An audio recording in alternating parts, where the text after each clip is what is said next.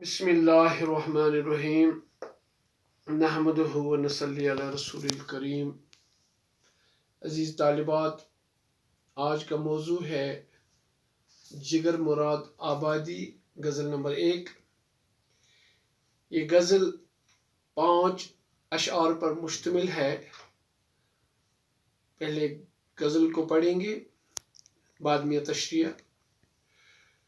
کیا خاک سیر کیجئے دنیائے رنگ و بو کی، کیا خاک سیر کیجئے دنیائے رنگ و بو کی، مہلت نہ آرزو کی، فرصت نہ جستجو کی۔ یہ حد آخری ہے عاشق کی جستجو کی، یہ حد آخری ہے عاشق کی جستجو کی، بن بن کے مٹ رہی ہے ہر شکل آرزو کی۔ یہ ترک جستجو بھی کیا ترک جستجو ہے، یہ ترک جستجو بھی کیا ترک جستجو ہے، اس میں بھی پا رہا ہوں ایک شان جستجو کی۔ مایوس ہو کے پلٹے جب ہر طرف سے نظریں، مایوس ہو کے پلٹے جب ہر طرف سے نظریں، دل ہی کو بت بنایا دل ہی سے گفتگو کی۔ تو خوب جانتا ہے او جان دل کے مالک، تو خوب جانتا ہے او جان دل کے مالک، ہر حال میں جگر نے تیری ہی آرزو کی۔ پہلے شعر کی تشریح۔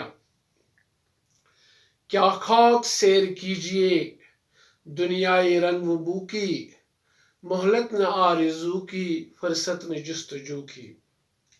شاعر جگر مراد آبادی نے اس شعر میں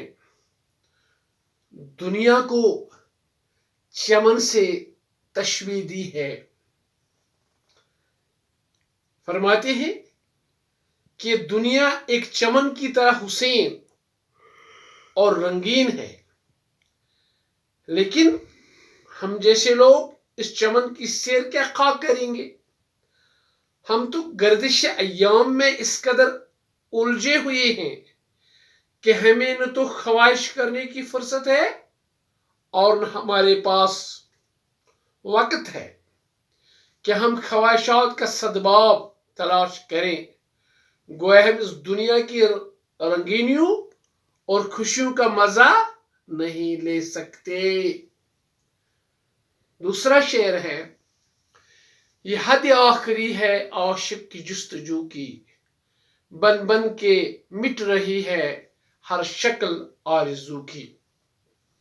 شاعر جگر مراد آبادی اس شعر میں فرماتے ہیں کہ عاشق کی ہر تمنا خاک میں ملتی جا رہی ہے، عاشق کی تمنائیں پوری نہیں ہو رہی ہیں، عاشق کی خواہشات کا جو پودا ہے،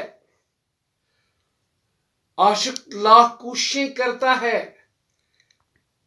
کہ پودا پھلے اور پھولے، لیکن کوششوں کے باوجود بھی یہ پودا پھل نہیں دینے پاتا۔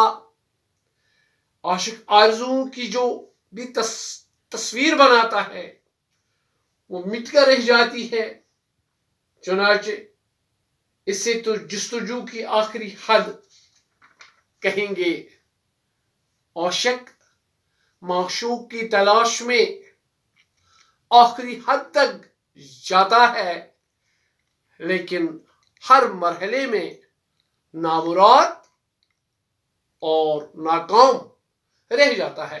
تیسرا شعر ہے، یہ ترک جستجو بھی کیا ترک جستجو ہے، اس میں بھی پا رہا ہوں ایک شان جستجو کی۔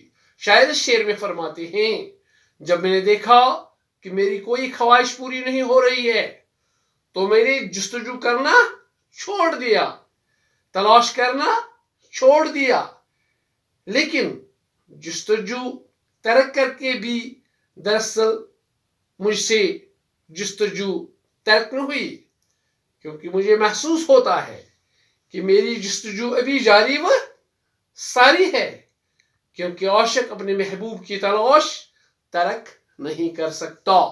چوتھا شعر ہے ایک غزل کا سب سے اچھا شعر۔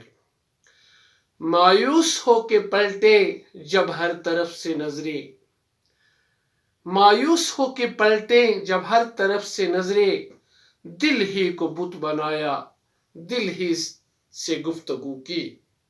شاعر جگر مراد آبادی شعر میں فرماتے ہیں، جب انسان کی ساری امیدیں ٹوٹ جاتی ہیں، جب انسان کی امیدیں خاک میں مل جاتی ہیں، جب انسان نامراد ہو جاتا ہے، نا امید ہو جاتا ہے، تو پھر انسان سوائے اس کے اور کیا کر سکتا ہے کہ وہ اپنے ہی دل سے باتیں کرے۔ نا امیدی کی صورت میں انسان کا سب سے بہترین دوست وہ اس کا اپنا ہی وجود ہے، اور وہ اپنے دل سے ہی اپنے احوال سناتا ہے۔ پانچواں شعر ہے، تو خوب جانتا ہے او جان دل کے مالک، ہر حال میں جگر نے تیری ہی آرزو کی۔ شاعر جگر مراد آبادی اس مقطع میں اپنے معشوق سے مخاطب ہو کر فرماتے ہیں، اے میری جان و دل کے مالک، تو اچھی طرح یہ جانتے ہو کہ میں جس حال میں بھی رہا میرے دل میں تیری ہی آرزو رہی۔ گویا تمہاری تمنا میرے دل سے کسی حال میں کم نہیں ہوئی، اور اس لیے میں تیری ہی تلاش کرتا ہوں اور اپنے جان اور دل میں آپ کو ہی پاتا ہوں۔